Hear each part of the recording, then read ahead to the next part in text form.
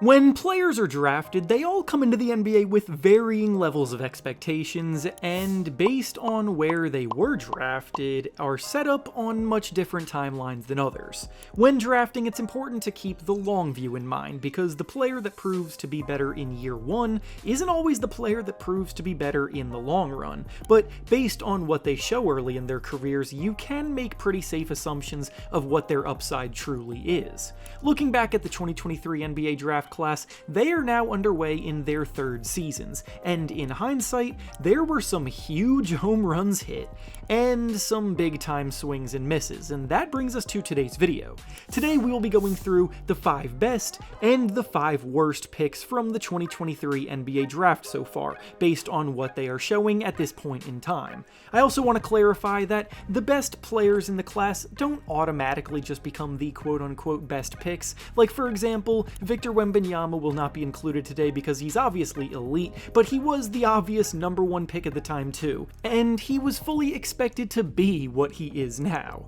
Before we start though, it turns out a good amount of you watching right now aren't even subscribed to the channel, so if you enjoy the content, consider hitting the subscribe button, as not only does it help out a ton, but it also very much appreciated. Now with that being said, let's begin.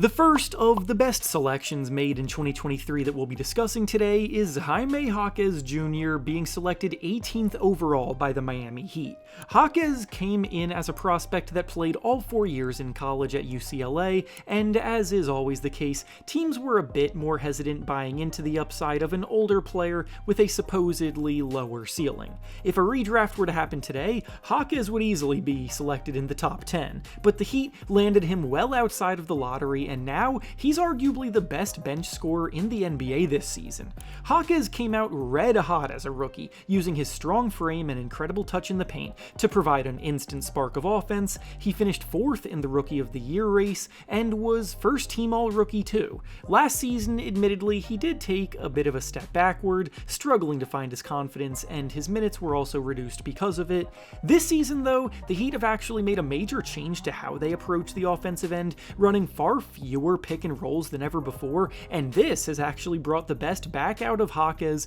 to the point where he is averaging 16 points, 6 rebounds and 5 assists per game right now, shooting 53% from the field, and the freedom to allow him to attack defenders and get to the rim has set him back on the path to an incredibly bright future. Now over to the first of the worst selections from the 2023 draft we'll be discussing today. We have Scoot Henderson, who was drafted 3rd overall by the Portland Trail Blazers. It pains me to have to say it because, hands up, I was a huge believer in Scoot Henderson at the time as a prospect. He was the youngest player to ever play in a G League game, joining as a 17-year-old, and while playing against professional competition at such a young age, he was producing at a very high level, showcasing some ridiculously explosive athleticism, a nice pull-up jumper, and was drawing comparisons to guys like John Wall and Derrick Rose. Well, unfortunately, those flashes in the G League just have not translated to the NBA, and while he's not a bad player by any means, he's definitely not shown nearly enough to warrant being a top 3 pick.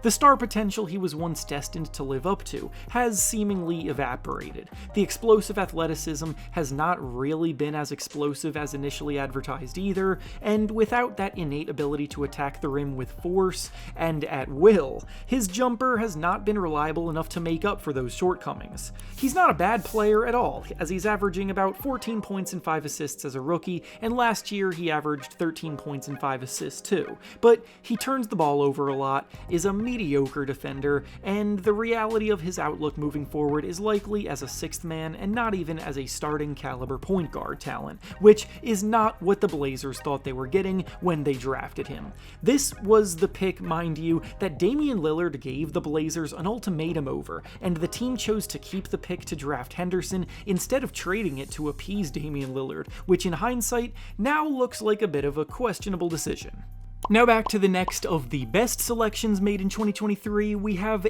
Thompson, who was taken by the Houston Rockets 4th overall. Thompson was the pick made directly after Scoot Henderson was drafted, and by the outlooks of these two players, they are night and day different. The Rockets got blessed with this being the choice since all of the pre-draft hype was surrounding Henderson as the best point guard prospect, but that doesn't mean that the Rockets didn't have a decision to decipher themselves. Thompson and his brother Ausar Thompson were both incredibly similar prospects as identical twins with a lot of similar strengths and weaknesses, and now in year 3, it is safe to say that they picked the right brother. Ausar might be a slightly better defender, but Amon provides way more on offense as a slasher, as a playmaker, and as an overall scorer of the basketball, and this season Amon Thompson is averaging about 17 points, 7 rebounds, and 5 assists per game. Also, he was named first team all-defense last year, so he is absolutely one hell of a defensive talent in his own right,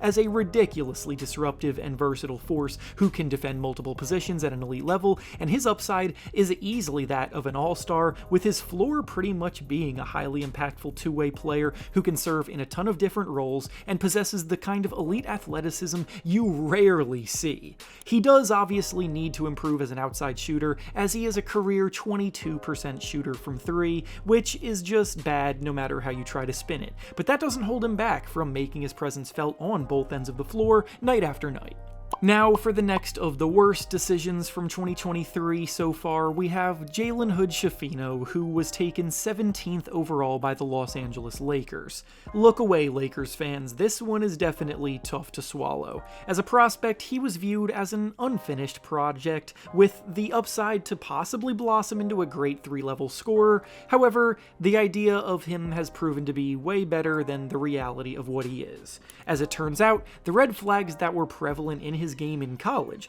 remained red flags in his game in the NBA. His appeal came as a pure scorer of the basketball, with a silky smooth pull-up jumper and confidence creating shots off the dribble, but it's funny looking back at scouting reports from the time and seeing it being noted that he's not exactly a high-volume three-point shooter, nor is he a very good finisher at the rim, and those are two of the biggest things that you need to be a score-first guard in today's NBA. Jalen was never even able to crack the Lakers' rotation as a rookie, playing almost entirely garbage time minutes outside of a small handful of occasions, and when he was on the court, he shot just 22% from the field. To make matters worse, his rookie season ended because he suffered a back injury that needed surgery, and back injuries, as many of us know, can be a huge blow to a player's career. Just look at Ben Simmons. The Lakers ended up completely giving up on him during his second season, declining the third-year option in his contract and eventually trading him to the Utah Jazz, who then immediately waived him.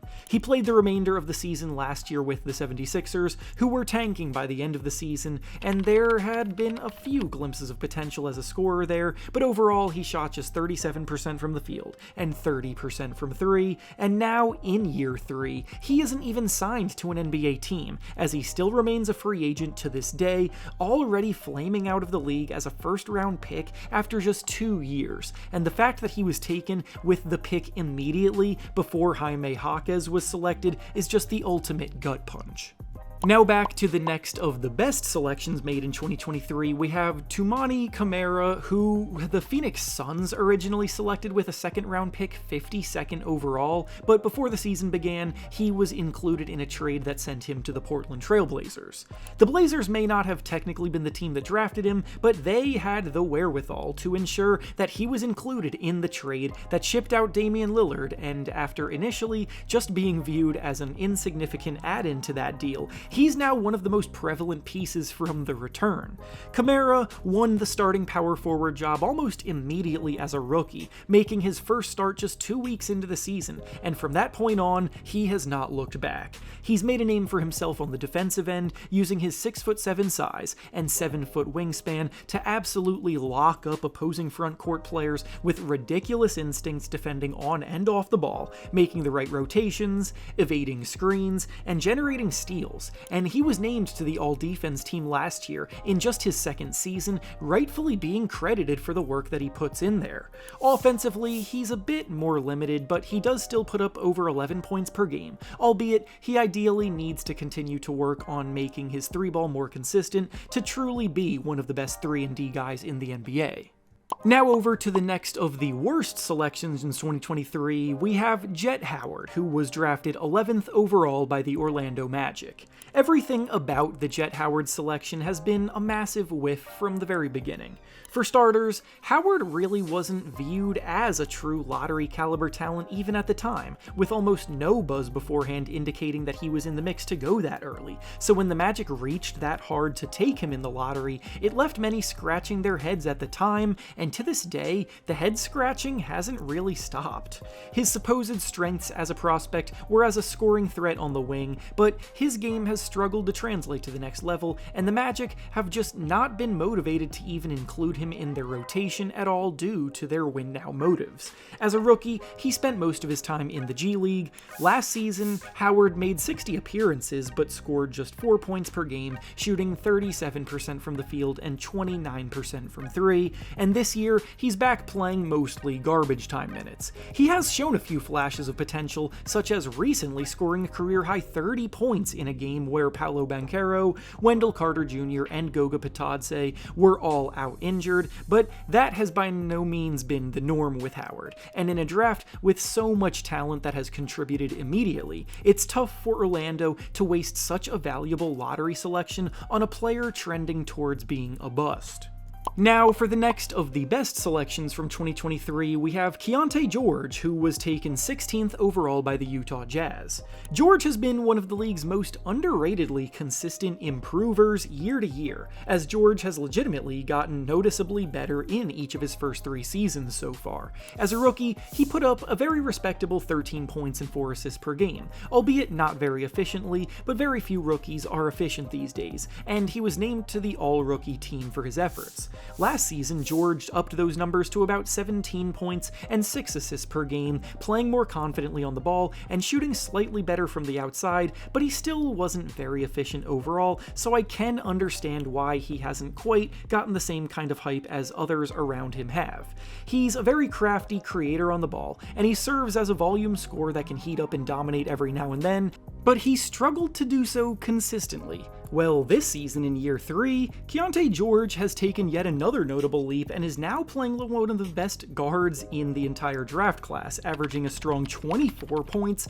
and 7 assists per game, taking command of the Jazz offense and filling it up night to night while shooting a career-high 45% from the field. It's funny, we discussed Jalen Hood-Schifino being a flop at the 17th pick, and we've also discussed the players being picked 16th and 18th today as gems, just sandwiching that mistake in the middle of 2 gold mines.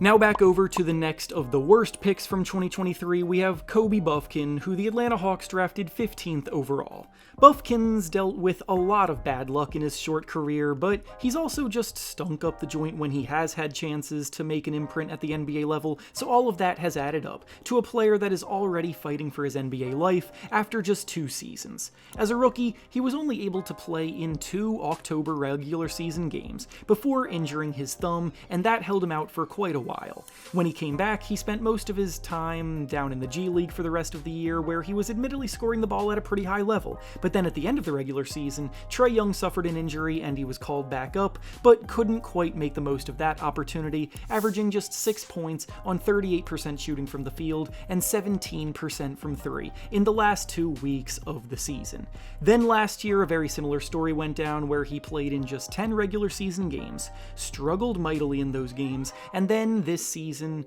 was once again ended by a shoulder injury. The Hawks traded him this offseason to the Brooklyn Nets, who immediately waived him, and now he's spending most of his time playing in the G League, but has also just signed a 10-day contract with the Memphis Grizzlies, but it's unlikely to amount to anything, so all in all, a mid-first round pick already fading from the NBA landscape in year 3 is a pretty huge whiff.